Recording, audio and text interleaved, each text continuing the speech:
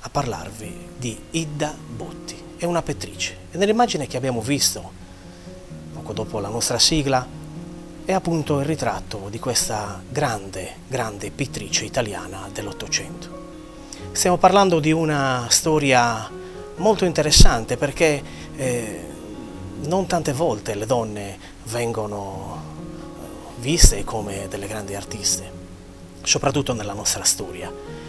Invece noi vogliamo appunto raccontarvi che una di queste, appunto Ida Botti, non tanto conosciuta insomma da molti, è stata una grande artista e pittrice. Siamo nella prima metà dell'Ottocento e Ida Botti fa parte della scuola privata di Giovanni Silvagni, il Cavalier Giovanni Silvagni. Il Cavalier Giovanni Silvagni si trova a Roma ed è un accademico della San Luca, della Pontificia Accademia d'Arte. Giovanni Silvagni è uno dei maggiori interpreti dell'arte ottocentesca, dove ormai Roma in quel periodo è forse la capitale dell'arte. Tra i suoi artisti, tra i suoi allievi di Giovanni Silvagni, noi vediamo solo maschi, appunto perché non sono ammessi alle accademie. Però il Cavalier Giovanni Silvagni ha un corso privato e quindi insegna anche alle donne.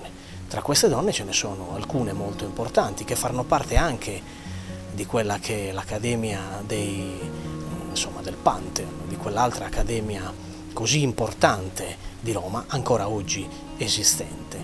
E tra queste appunto abbiamo detto Ida Botti. Ida Botti sarà alla corte di Matilde Bonaparte, la figlia del fratello Girolamo di Napoleone I, appunto Napoleone Bonaparte, che tutti conosciamo. Che cosa accade? Che cosa è importante sapere di questo? È importante sapere che una donna di un calibro così alto dal punto di vista pittorico riesce lì alla corte di Matilde Bonaparte, siamo nel Granducato di Toscana, e a Firenze riesce ad insegnare anche a lei, ad insegnare a tantissime persone quella che è l'arte pittorica che ha ereditato dagli insegnamenti del Cavaliere Giovanni Silvagni. Ecco che vediamo quindi in questa puntata un fattore molto importante, e cioè vediamo una donna o comunque le donne che non sono dedite all'uncinetto come magari in molti film oggi noi potremmo vedere, ma sono donne che veramente sono inserite nell'ambito artistico italiano, un ambito artistico italiano che viene assolutamente visto dal punto di vista internazionale come un unicum. Infatti in quel periodo anche molti nuovi e giovani pittori anche statunitensi del quasi neonato, diciamo così, stato degli Stati Uniti d'America vengono a Roma appunto per studiare. Quindi abbiamo una Ida Botti Schifoni, perché si è sposata appunto con il Schifoni.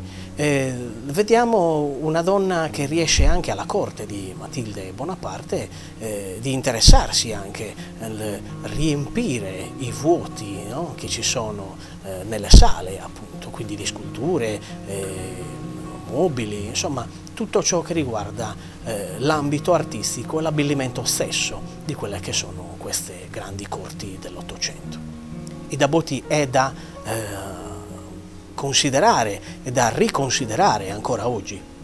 Sarebbe interessante anche poterla approfondire anche nelle scuole. Sono tutte figure che permettono di far capire che queste donne hanno portato avanti un loro tratto specifico e personale, anche se sono venute fuori da queste grandi botteghe o questi grandi artisti e maestri dell'Ottocento. Ida Botti è una di queste.